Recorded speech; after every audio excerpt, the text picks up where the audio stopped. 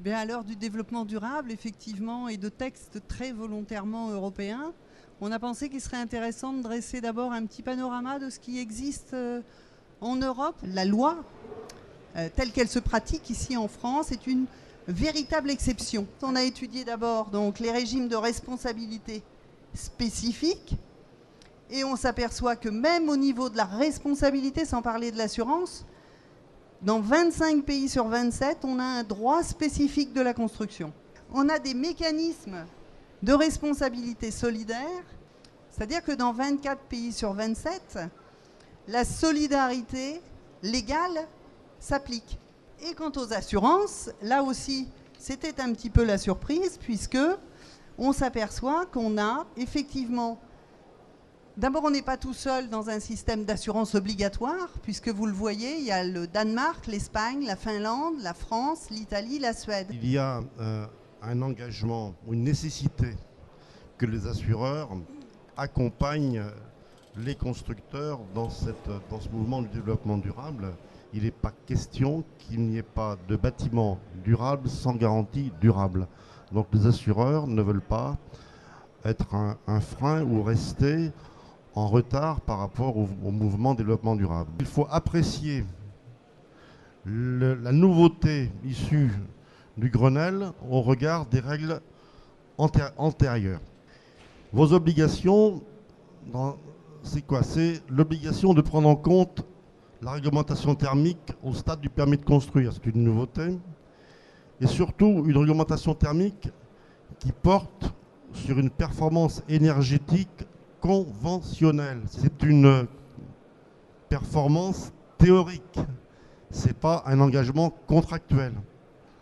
L'obligation importante, c'est d'attester que cette réglementation a été prise en compte au stade de l'achèvement et que la norme doit être respectée à la fin des travaux et avant la réception.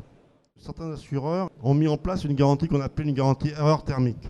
Cette garantie erreur thermique, elle a pour objet de garantir la conformité des travaux aux exigences énergétiques qui découlent de la RT 2012.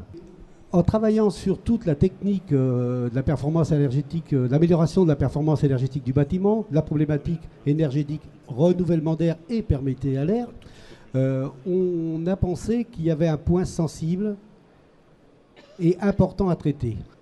C'est le respect de ce qu'on a fait par les autres professionnels intervenant sur le chantier. On fait bien, si l'autre derrière casse, ça ne sert à rien. Donc on s'est dit qu'il faudrait qu'on crée un outil d'aide à la gestion de ces interfaces.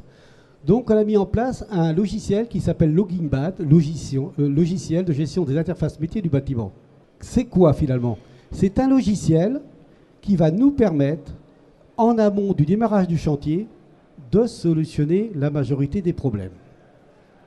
Et là, tout le monde va être acteur. D'abord, le maître d'œuvre. Il va saisir, à l'intérieur de ce logiciel, les lots, les chapitres, les articles. Ceux de son CCTP. Il ne va rien inventer.